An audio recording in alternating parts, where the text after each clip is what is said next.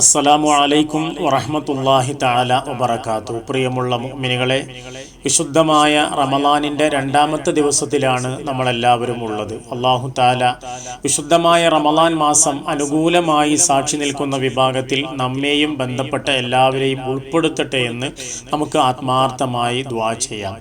പല ആളുകളെയും ടെൻഷൻ അടിക്കുന്നതായിട്ട് നമുക്ക് കാണാൻ കഴിയും. എന്തിനാണ് വെറുതെ ടെൻഷൻ അടിച്ചു കൊണ്ടിരിക്കുന്നത്? ടെൻഷൻ അടിക്കുന്നതിൽ ഒരു യാഥാർത്ഥ്യവുമില്ല എന്ന് നമുക്ക് മനസ്സിലാക്കാൻ കഴിയും. ഒരൊറ്റ സംഭവം നിങ്ങളുടെ ശ്രദ്ധയിൽപ്പെടുത്താൻ ഞാൻ ആഗ്രഹിക്കുകയാണ്.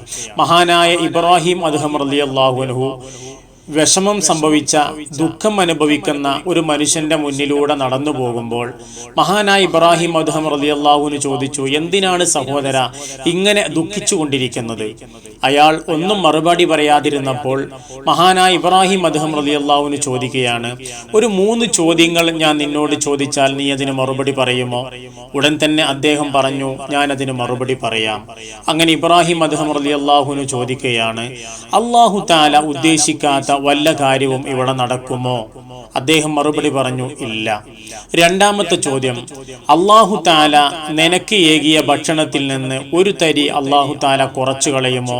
അപ്പോഴും അദ്ദേഹത്തിന്റെ മറുപടി ഇല്ല എന്നായിരുന്നു. മൂന്നാമത്തെ ചോദ്യം, അല്ലാഹു തആല നിങ്ങൾക്ക് നിശ്ചയിച്ചിരിക്കുന്ന ആയുസ്സിൽ നിന്ന് ഒരു മിനിറ്റെങ്കിലും അല്ലെങ്കിൽ ഒരു നിമിഷമെങ്കിലും കുറച്ചു കളയുമോ? അതും മറുപടിയായി അദ്ദേഹം പറയുന്നു, ഇല്ല എന്നാണ്. പിന്നെ എന്തിനാണ് നിങ്ങൾ ഇങ്ങനെ ടെൻഷൻ അടിക്കുന്നത് എന്ന് ചോദിച്ചുകൊണ്ട് മഹാനായ ഇബ്രാഹിം അദ്ഹം റളിയല്ലാഹു അൻഹു നടന്നു പോവുകയാണ്. ഇത് തന്നെയാണ് നമ്മളോടും ചോദിക്കാനുള്ളത്. അല്ലാഹു തആല ഖളാ ആക്കിയ ഒന്നിൽ നിന്നും നമുക്ക് കുറയുകയോ ഖളാ ആക്കാത്ത ഒന്നും തന്നെ നമ്മിലേക്ക് വരികയോ ഇല്ല.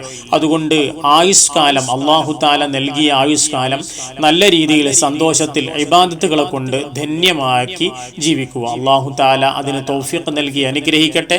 അസ്സലാമു അലൈക്കും വറഹ്മത്തുള്ളാഹി തആല വബറകാതുഹു.